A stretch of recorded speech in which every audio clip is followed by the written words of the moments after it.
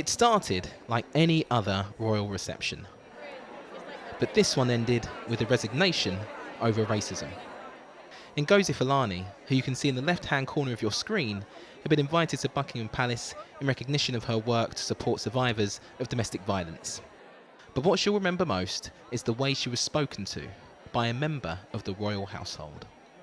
This lady came from nowhere, automatically took my hair and moved it so she could see my name badge, and then she demanded to know where I was from. No, really, where I was from. No, where I was really from. And no matter how many times I answered her, it wasn't the response she wanted, and it continued for about 5 or 10 minutes. So gradually, I recognised that I need to do something about this, but what? What can I do? So I just handled it as best I could. Her story is backed up by another campaigner who overheard the whole thing.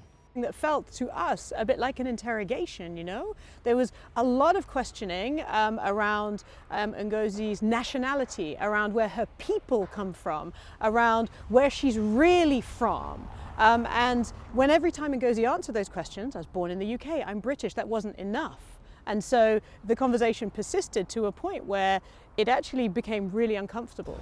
Buckingham Palace have described the comments as unacceptable and regrettable. They say they've reached out to Miss Fulani and that the individual concerned has stepped aside from her post. We now know that individual is Lady Susan Hussey, godmother to Prince William and lady-in-waiting to the late Queen. Buckingham Palace say Lady Hussey is sorry for the hurt caused.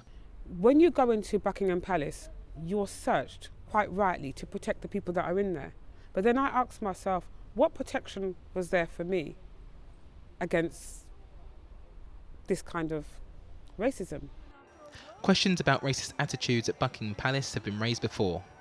The Duke and Duchess of Sussex spoke out last year, before breaking away from their official roles within the royal family. What happened here last night, in public, raises new questions about what is being said privately, in an institution that is meant to reflect Britain at its best.